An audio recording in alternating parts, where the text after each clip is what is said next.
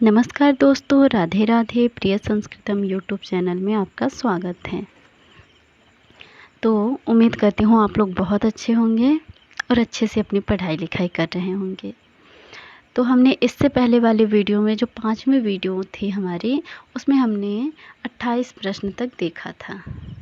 अब आज हम 29वें प्रश्न से शुरू करेंगे। तो 29वें प्रश्न में क्या कहा गया है?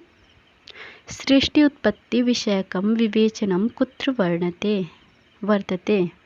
सृष्टि उत्पत्ति विषयक विवेचन किस सूक्त में किया गया है, ऐसा पूछा जा रहा है आपसे।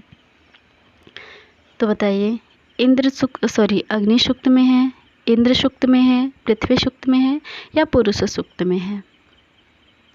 तो सृष्टि उत्पत्ति विषय विवेचन जो है आपका पुरुष सूक्त में है। अब हम चार जो ये ऑप्शन दे रखे हैं उनकी व्याख्या करते हैं। अच्छा, पुरुष सूक्त की पहले व्याख्या कर लेते हैं। तो पुरुष सूक्त जो है यह एक सृष्टि उत्पत्ति विषयक दार्शनिक सूक्त है। जो सृष्टि से उत्पत्ति संबंधित सूक्त होते हैं उनके दार्शनिक सूक्त कहते हैं। और ये ऋग्वेद के जो है, ये पुरुष सूक्त जो है ऋग्वेद के 10वें मंडल का 90वां सूक्त है, पुरुष सूक्त जो है। और इसमें कुल 16 मंत्र हैं। 15 मंत्रों में अनुष्टुप छंद है, किंतु अंतिम 16वें मंत्र में त्रिष्टुप छंद है। अच्छा, वो अंतिम 16वां मंत्र है कौन सा, देख लेते हैं, जिसमें आपका त्रिष्टुप छंद है। बाकी जो 15 हैं शुरू के, उनमें अनुष्टुप छंद है। तो 16वां मंत्र देख लेते हैं जिसमें त्रिष्टुप छंद है। यज्ञेन यज्ञम यजन्त देवास्तानि धर्माणि न प्रथमान्यासना तेहनाकम महिमानः सचन्त यत्र पूर्वे साध्यजन्ति देवाः। हाँ, तो इसके ऋषि, पुरुष सूक्त के जो ऋषि हैं वो नारायण हैं और देवता पुरुष हैं। और अब पुरुष के विषय में कुछ और भी जानकारियाँ देख लेते हैं। जैसे कि पुरुष के शीर्ष से क्या उत्पन्न हुआ है, तो द्युलोक, और नाभि से अंतरिक्ष लोक और पैरों से भूलोक। पुरुष के मन से चंद्रमा, नेत्रों से सूर्य और मुख से इंद्र और अग्नि उत्पन्न हुए हैं। उनके कानों से दिशाएं और प्राणों से वायु। इतनी सारी चीज़ें हमने पुरुष सूक्त के विषय में देख ली। पुरुष सूक्त मुख्य रूप से एक दार्शनिक सूक्त है। अब हम अग्नि सूक्त के विषय में देख लेते हैं। अग्नि सूक्त आपका ऋग्वेद के पहले मंडल का पहला सूक्त है। सिर्फ ऋग्वेद के सिर्फ पहले मंडल का पहला सूक्त नहीं है, बल्कि ऋग्वेद के 10 मंडल का पहला सूक्त अग्नि सूक्त ही है। तो ये जो सूक्त हमारे पाठ्यक्रम में लगा हुआ है, इनमें 9 मंत्र हैं। इसके देवता आपकी अग्नि हैं, ऋषि मधुछंदा हैं और छंद गायत्री है। उसके बाद आचार्य यास्क के अनुसार ये जो अग्नि है उसकी निर्वचन हम देख लेते हैं। अग्रणी भवति, अग्रम यज्ञेषु प्रणीयते, अंगम नयति सन्नमानः, अग्नोपन्नः भवति। ये इन जो आचार्य यास्क है उनके अनुसार अग्नि की व्युत्पत्ति है, निर्वचन है। अब ये एक आचार्य और हुए हैं आपके स्थौलाष्ठीवी, उनके अनुसार अग्नि का निर्वचन देख लेते हैं। अग्नोपन्नः भवति, ये स्थौलाष्ठीवी जो आचार्य हैं उनके अनुसार है। बाकी यास्क के अनुसार जो है अग्रणी भवति, अग्रम यज्ञेषु प्रणीयते, अंगम नयते सन्नमानः, ये 3 उनके हैं। और स्थौलाष्ठीवी जो आचार्य हैं उनके अनुसार अग्नोपन्नः भवति है। अग्नि के नेत्र और रूप धृत हैं और दांत जो है वो स्वर्णिम है। आपकी अग्नि के दांत जो है वो स्वर्णिम है। इसके बाद आपके जो है अग्नि के विशेषण कुछ देख लेते हैं हम। अग्नि के विशेषण आपके हैं होता, ऋत्विक। आपके अग्नि के विशेषण जो हैं होता, ऋत्विक, पुरोहित, रत्नधातम, कविक्रतु, चित्रश्रवस्तम, कवि, धूमकेतु, गृहपति, दमोनस, आंगिरस, विश्वदेवा, सहस्त्राक्ष त्रिमूर्धा सप्तरश्मि धृतपृष्ठ धृतलोम धृतप्रतिक जातवेदश वैश्वानर अपानपात ज्वाललोम विश्वपति इत्यादि अग्नि के विशेषण हैं। अच्छा, हम बोल रहे हैं, यहाँ पर हम लिख तो नहीं सकते क्योंकि जगह नहीं है, तो आप लोग यदि चाहें तो वीडियो को रोक के उसको नोट कर सकते हैं, नोट करके याद कर सकते हैं। नहीं तो आप वीडियो ही देख ले, सुन ले, एक बार दो बार याद हो जाएगा। तो अगला आपका है इंद्र सूक्त। हम इंद्र सूक्त में आते हैं। इंद्र जो देवता है वो ऋग्वेद के प्रधान देवता है। इनकी ऋग्वेद में 250 सूक्तों में इनकी स्तुति की गई है। अच्छा, 250 सूक्तों में की गई है, तो हमारे सिलेबस में जो है वो दूसरे मंडल का जो 12वां सूक्त है इंद्र सूक्त, वो लगा हुआ है हमारे सिलेबस में आपके, जिसमें कुल मंत्र आपके 15 हैं और ऋषि गृतमत हैं, देवता इंद्र हैं, छंद त्रिष्टुप हैं और क्या है, आचार्य यास्क के अनुसार इंद्र की व्युत्पत्ति जो है इराम ददाति, इराम दृढ़ति, इराम धार्यते, ये 3 व्युत्पत्ति आचार्य यास्क के अनुसार इंद्र की। और इंद्र की पत्नी इंद्राणी है और इंद्र को अवस्था में असुर कहा जाता है। और इंद्र जो है अंतरिक्ष स्थानीय देवता है, माता इनकी अदिति है, पिता इनके द्यौ हैं। इसके बाद इंद्र जो हैं इनके विशेषण देख लेते हैं, क्योंकि विशेषण बहुत पूछा जाता है इंद्र के, तो इनके विशेषण देख लेते हैं। वृत्रहा, सुशिप्र, सोमपा, शक्र, पुरंदर, वज्री, मघवन, वज्रबाहु, हरिकेश, हिरण्यबाहु, चित्रभानु, पुरुहुत, वृषा, शचीपति, आखंडल, सोमी, धनंजय, गोत्रभिद, मनस्वान, सप्तरश्मि, अपाम नेता, अच्युत, मरुत्सखा इत्यादि इनके विशेषण हैं। किसके विशेषण हैं? तो ये सारे आपके इंद्र देवता के विशेषण हैं। अब आपका हमने 3 पुरुष सूक्त की कर ली व्याख्या, अग्नि सूक्त की कर ली, इंद्र सूक्त भी कर ली। अब आपके पृथ्वी सूक्त आते हैं। हमें पृथ्वी सूक्त की व्याख्या करनी है। कहाँ चला गया? हाँ, 29वां प्रश्न था ना। हमें पृथ्वी सूक्त की व्याख्या करनी है अभी। तो पृथ्वी सूक्त आपके जो है अथर्ववेद के 12वें कांड का पहला सूक्त है, जिसमें आपके कुल 63 मंत्र हैं और ऋषि इसके अथर्वा हैं, देवता भूमि अथवा पृथ्वी हैं, जिसमें भूत और पृथ्वी को क्या कहा गया? भूत भविष्य की पत्नी कहा गया है। इसमें एक प्रसिद्ध वो आपके मंत्र हैं, क्या कहते हैं? हाँ, उसमें कहते हैं माता भूमि पुत्रो हम पृथिव्या, माता हमारी भूमि है और हम उनके पुत्र हैं, ऐसा अथर्वा ऋषि कहते हैं। अब मुझे लगता है इस प्रश्न पर व्याख्या करने लायक जो भी विषय थे हमने व्याख्या कर लिया है। व्याख्या की दृष्टि से इतनी व्याख्या पर्याप्त है। अब हम अगले प्रश्न पर चलते हैं। अगला प्रश्न क्या है आपका? तेह नाकम महिमानः सचंत यत्र पूर्वशाध्याः सन्ति देवा। अस्य मंत्रस्य ऋषि कहाँ? बताइए। इस मंत्र के ऋषि आपके मधुचंदा हैं, अजिगर्त हैं, कण्व हैं या नारायण हैं? तो इसमें से अजिगर्त आपके ऋषि तो है नहीं, पहले मधुचंदा है, नारायण है और कण्व है। कण्व जो हैं आपके 8वें मंडल के ऋषि हैं, तो ये आपके सिलेबस में नहीं है। बचे आपके मधुचंदा और नारायण। मधुचंदा जो है अग्निसूक्त के ऋषि हैं, तो अग्निसूक्त का तो ये मंत्र दिख नहीं रहा हमें, ये मंत्र आपका पुरुष सूक्त का है। अच्छा, मंत्र हम पहचानेंगे कैसे कि किस सूक्त का है? उसके लिए आपको वाचन करना होगा, रोज़ रोज़ वाचन करना होगा। हो सके तो अपने फ़ोन में रिकॉर्ड कर लीजिए, उसके बाद उसको रोज़ रोज़ सुना करिए, क्योंकि मैं भी ऐसा ही करती हूँ। तो ये नारायण, इस मंत्र के ऋषि नारायण हैं और पुरुष सूक्त से लिया गया है। आइए देखते हैं इसके विषय में कुछ अन्य बातें। पुरुष सूक्त जो है वो आपका ये जो ऋग्वेद है इसके 10वें मंडल का 90वां सूक्त है। पुरुष सूक्त जो है ऋग्वेद के 10वें मंडल का। तो हम ये जो मंत्र है ये दूसरी लाइन है, हम पहली लाइन देखते हैं, पहली पंक्ति और दूसरी पंक्ति दोनों को देखते हैं पुरुष सूक्त का।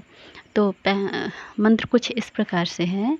यज्ञेन यज्ञम यजंत देवास्तानि धर्माणि प्रथमान्यासन तेह नाकम महिमानः सचंत यत्र पूर्वे साध्यसन्ति देवाः।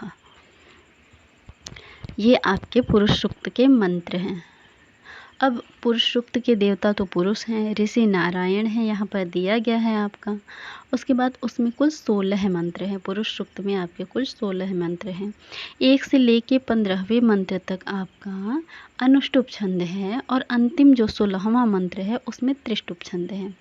और पुरुष सूक्त एक दार्शनिक सूक्त है आपका। पुरुष सूक्त आपका दार्शनिक सूक्त है। एक बहुत खिचड़ी पक गया इसमें। तो अब आपके मधुचंदा ऋषि जो हैं वो अग्नि सूक्त के हैं।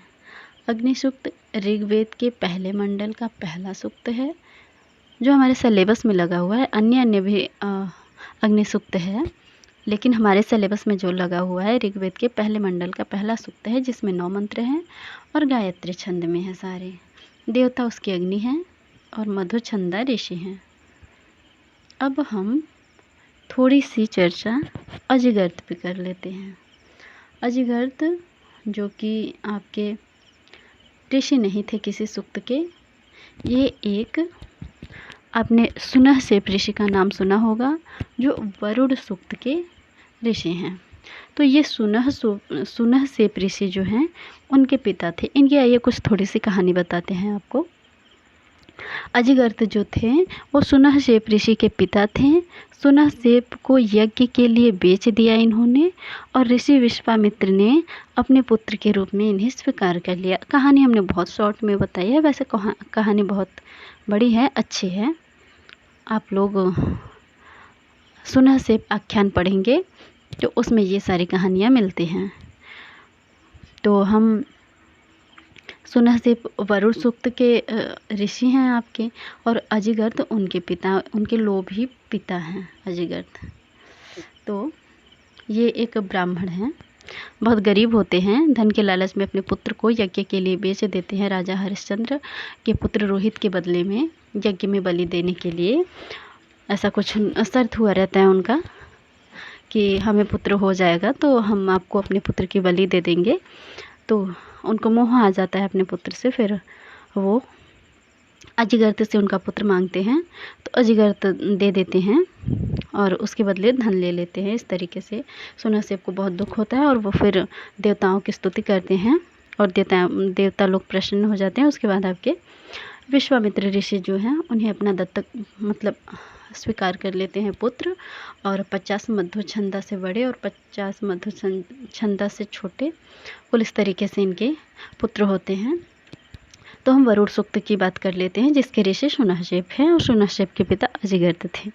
तो वरुण सूक्त के ऋषि जो हैं वो सुनहसेप हैं, देवता वरुण हैं, और ये जो है ऋग्वेद के पहले मंडल का 25वां सूक्त है वरुण सूक्त, और इसमें कुल 21 मंत्र हैं और सारे मंत्रों में गायत्री छंद है।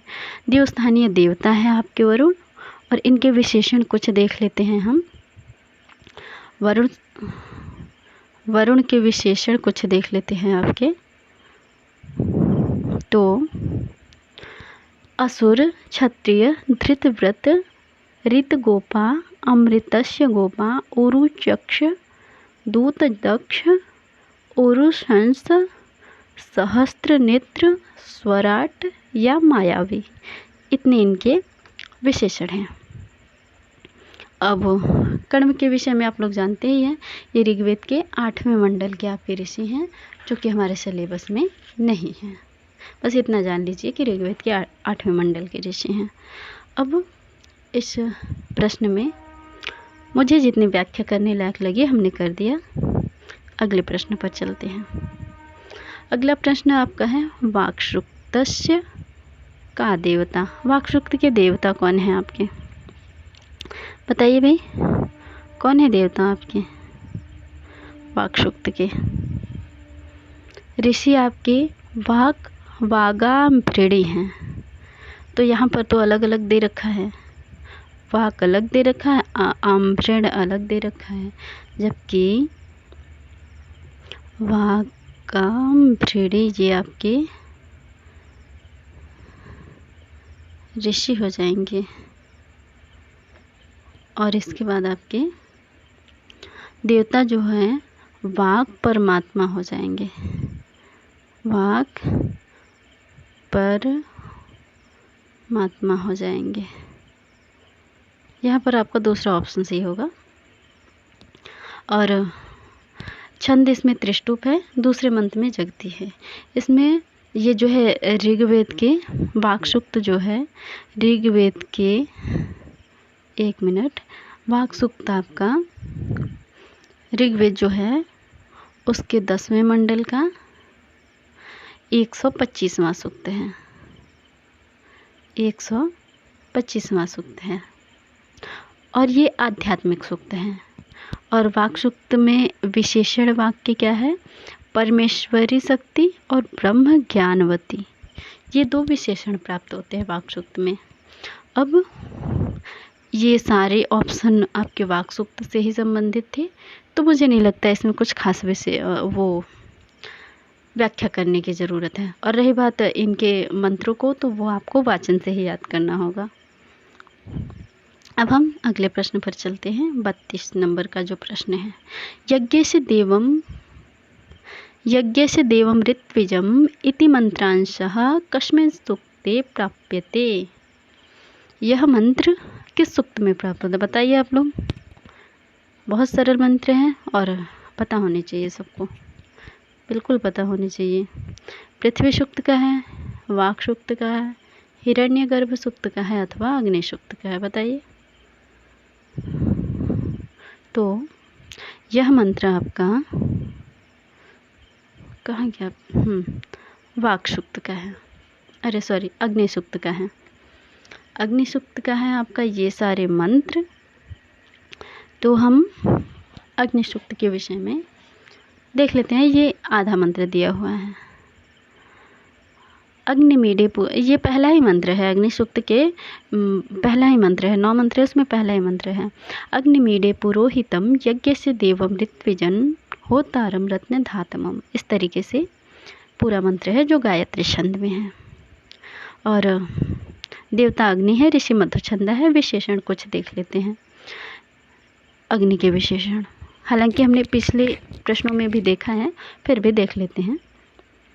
ऋत्विक, होता, पुरोहित, रत्न धातमम, कविक्रतुः, चित्रश्रवस्तम, कवि, धूमकेतु, गृहपति, दमोनस, अंगिरस, विश्वदेवा, सहस्त्राक्ष, त्रिमूर्धा, सप्तरश्मि, धृतपृष्ठ, धृतलोम, धृत प्रतीक, जात वेदस, वैश्वानर, अपानपात, ज्वाललोम, विश्वपति। ये आपके अग्नि सूक्त के विशेषण, अग्नि के विशेषण हैं। अब हम पृथ्वी सूक्त के विषय में बात करते हैं। वाक सूक्त को हमने इसके पहले वाले प्रश्न में अच्छे से विवेचित किया है, तो हम उसको नहीं देखेंगे, पृथ्वी सूक्त को देखते हैं। पृथ्वी सूक्त आपका अथर्ववेद के 12वें कांड का पहला सूक्त है। कुल 63 मंत्र है। ऋषि अथर्वा है, देवता पृथ्वी अथवा भूमि है। इसके बाद आपके आ जाते हैं हिरण्यगर्भ सूक्त। हिरण्यगर्भ सूक्त से आपके अभी जो री एग्ज़ाम हुआ है अगस्त में, 30 अगस्त को, उसमें प्रश्न बना हुआ है कि पृथ्वी हिरण्यगर्भ सूक्त का अन्य नाम क्या है। वहाँ पर प्रजापति ऑप्शन में था, वो सही था। अब हम हिरण्यगर्भ सूक्त का देखते हैं। हिरण्यगर्भ सूक्त जो है वो ऋग्वेद के 10वें मंडल का 121वां सूक्त है। कुल मंत्र इसमें जो है वो आपके 10 हैं और ये आपका जो है एक दार्शनिक सूक्त है और ऋषि इनके हिरण्यगर्भ हैं और देवता का संज्ञक प्रजापति हैं। सायण के अनुसार प्रजापति को हिरण्यगर्भ कहा जाता है और इसमें छंद त्रिष्टुप है। प्रत्येक मंत्र के अंत में कस्मै देवाय हविषा विधेव प्राप्त होता है, केवल अंतिम मंत्र को अर्थात 10वें मंत्र को छोड़कर। प्रजापति के पुत्र को हिरण्यगर्भ, प्रजापति के पुत्र हिरण्यगर्भ हैं। ऐसा कहा गया है कि प्रजापति के पुत्र हिरण्यगर्भ हैं। अब हम अगले प्रश्न पर चलते हैं। अगला प्रश्न आपका क्या है? तैंतीसवां प्रश्न है अगला प्रश्न आपका। अहम अस्मि सहमान उत्तरो नाम भूभ्यां मंत्रांशोऽयं कुत्र वर्तते। ये आपका मंत्र कहाँ पे प्राप्त होता है बताइए? पृथ्वी सूक्त, पुरुष सूक्त, पृथ्वी सूक्त, वाक् सूक्त अथवा हिरण्यगर्भ सूक्त। तो हम बता दें आपको, यह मंत्र आपका पृथ्वी सूक्त में मिलता है। पृथ्वी सूक्त में कुल 63 मंत्र हैं, उसमें ये आपका मंत्र मिलता है। और हाँ, सूक्तों के मंत्र तो आपको वाचन करने से ही याद होंगे। बाकी पृथ्वी सूक्त, वाक् सूक्त, पुरुष सूक्त और हिरण्यगर्भ सूक्त को अभी हम जस्ट सब एक्सप्लेन करके आ रहे हैं। तो हम आगे बढ़ते हैं। अब क्या है? सुनः शेप आख्याने कस्य उल्लेखो नास्ति। सुनः शेप आख्यान में किसका उल्लेख नहीं है? तो भाई वरुण जो है, वरुण सूक्त के तो ऋषि थे सुनः शेप, और अजिगर्त के पुत्र भी थे, तो ये दो तो रहेंगे ही। और वाक् सूक्त जो है, वाक् सूक्त का भी आपका सुनः शेप आख्यान में कहीं न कहीं वर्णन आया हुआ है। लेकिन ये जो बादरायण हैं आचार्य, ये उत्तर मीमांसा के हैं, तो ये आपके सुनः शेप आख्यान में नहीं है। तो आपका सी ऑप्शन जो है वो सही हो जाएगा। ऑप्शन नंबर सी ये आपका सही हो जाएगा। और इसके कुछ मिलते हैं, इससे संबंधित कुछ चीज़ें कपिल देव द्विवेदी जी की जो पुस्तक है उसमें मिलते हैं। हम देखते हैं, थोड़ा बताते हैं आप लोगों को कुछ मिलता है तो। 125 पेज नंबर पे है, हमने पढ़ा था वहाँ पे 125 से। अभी तो हमें नहीं मिल रहा है।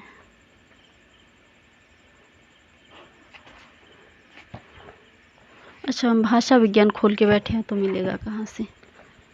ये रहा, 1 मिनट बस, कुछ मिल जाता है तो और बता देते हैं, नहीं तो फिर चलते हैं आगे। हाँ, मिला। सुनः शेप की पूरी कहानी बता देते हैं, सुनः शेप आख्यान की। इसमें कहा गया है, इस आख्यान को हरिश्चंद्रोपाख्यान भी कहते हैं। इसका चरैवेति गान जो है विश्व विश्रुत है। सुनः शेप ऋषि ऋग्वेद के प्रथम मंडल के 7 सूक्तों के जो हैं दृष्टा थे। 7 सूक्त वो कौन कौन से हैं? तो 24, 25, 26, 27, 28, 29, 30 ये आपके सूक्त थे। इसके बाद इसकी कथा थोड़ी सी बता देते हैं। राजा हरिश्चंद्र जो हैं, आपके राजा हरिश्चंद्र जो हैं, उनके कोई पुत्र नहीं थे। वरुण की उपासना की उन्होंने और उससे उनको एक पुत्र प्राप्त हुआ, परंतु शर्त यह थी कि वे वरुण देव को वह पुत्र समर्पित कर देंगे। पुत्र का नाम रोहित रखा उन्होंने। राजा वरुण को दिए हुए समर्पण की बात टालते गए। वरुण के शाप से राजा को जलोदर रोग हो गया। बड़ा होने पर पुत्र रोहित वन में चला गया। रोहित घर लौटना चाहता था, परंतु इंद्र उसे रोक लेता है वह 6 वर्ष तक वन में रहा। उसने वरुण हेतु बलि देने के लिए एक निर्धन एवं लोभी ब्राह्मण अजिगर्त को अपना मध्यम पुत्र शुनहशेप देने के लिए पटा लिया। देखिए आगे ना कहानी वही, वह लोभी अजिगर्त वरुण को यज्ञ में स्वयं अपने पुत्र शुनहशेप की बलि देने के लिए तैयार हो जाता है। शुनहशेप ने मृत्यु से बचने के लिए वरुण, अग्नि आदि देवों की स्तुति की। अंत में वह मृत्यु से बच जाता है। शुनहशेप अपने लोभी पिता का परित्याग करके विश्वामित्र की गोद में बैठ जाता है। विश्वामित्र ने उसे अपना दत्तक पुत्र बना लिया। ये सारी बातें यहाँ पर मिलती है। और क्या है, और तो हो गया ये प्रश्न। अब हम अगले प्रश्न पर चलते हैं। 35 नंबर प्रश्न क्या है आपका? कहते हैं वेद भगवतः मुखत्वेनोपमीयते, अर्थात वेद पुरुष जो है उसके मुख से किसकी तुलना की गई है, उपमा दी जाती है। बताइए, षड वेदांगों में वेद पुरुष के मुख की बात भी करी गई है, तो कौन सा है? और मुख जो है वो प्रधान भी है। तो शिक्षा को तो भाई क्या कहते हैं, आपकी शिक्षा जो है उसको घ्राण कहते हैं, कल्प को हाथ कहते हैं, निरुक्त को श्रोत्र कहते हैं और व्याकरण को मुख कहते हैं। अब पाणिनीय शिक्षा में जो पंक्ति प्राप्त होती है उसमें हम देखते हैं कि छंदः पादौ तु वेदस्य हस्तौ कल्पोऽथ पठ्यते ज्योतिषामयनं चक्षुर्निरुक्तं श्रोत्रमुच्यते शिक्षा घ्राणं तु वेदस्य मुखं व्याकरणं स्मृतम्। मुख जो है व्याकरण है। तो आपका डी ऑप्शन सही हो जाएगा।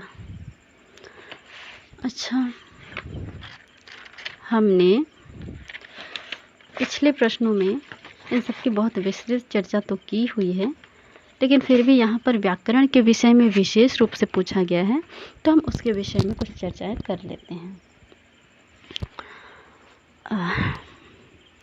व्याकरण को कहते हैं व्याक्रियन्ते विविच्यन्ते शब्दान्येनिति व्याकरण, अर्थात जिस शास्त्र के द्वारा शब्दों के प्रकृति प्रत्यय का विवेचन किया जाता है वह व्याकरण कहा जाता है।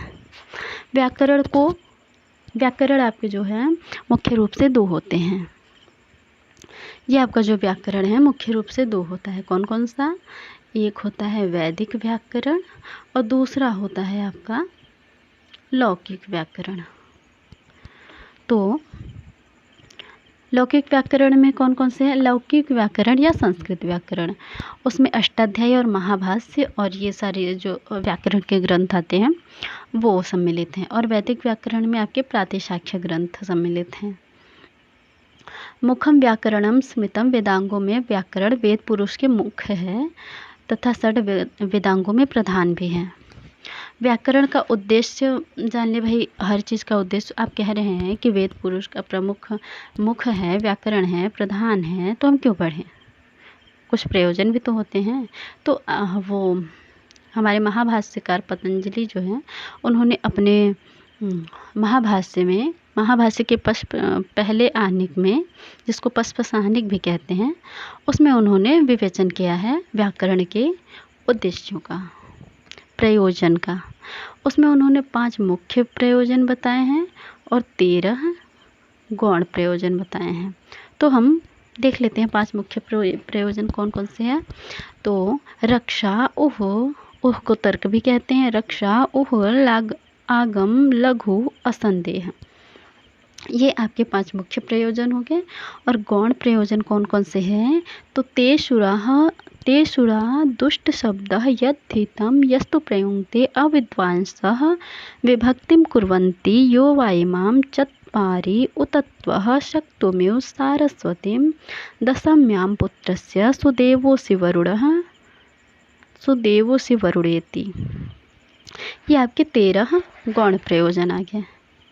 अब हम देखते हैं आचार्य पाणिनि हैं जो उनके कुछ पूर्ववर्ती आचार्य हैं, प्रमुख पूर्ववर्ती आचार्य जो हैं उनको देखते हैं। मुख्य रूप से जो हैं शिव या माहेश्वर, दूसरे इंद्र, तीसरे वाडी, चौथे स्फोटायन और भी उनके कुछ पूर्ववर्ती आचार्य हैं अपिशली, कश्यप, गार्ग्य, भारद्वाज, शाकटायन।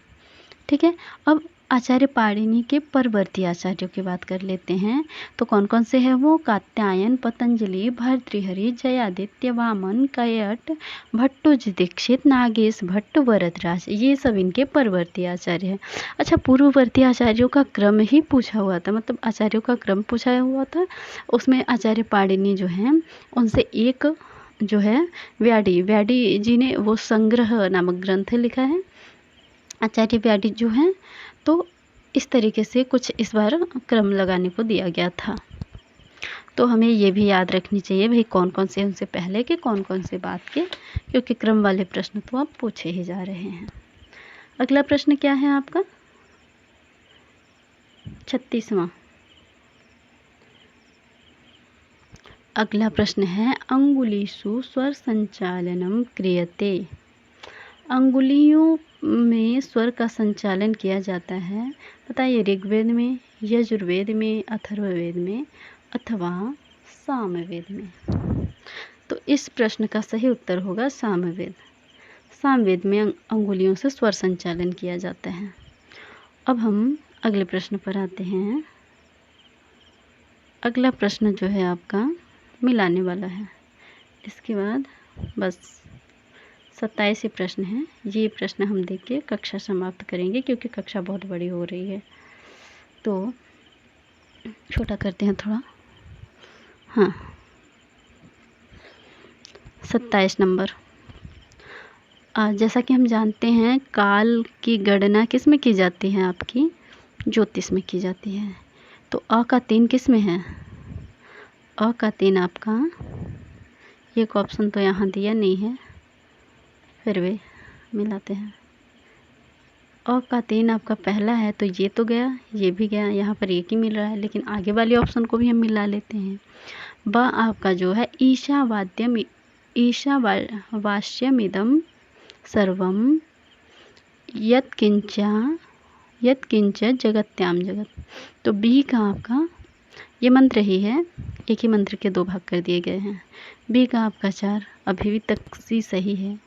अब षड्विंश ब्राह्मण आपका सामवेद का होता है, तो 3 का स का आपका 1 हो जाएगा और 10 तई ऋग्वेद को कहते हैं। इस अनुसार आपका जो है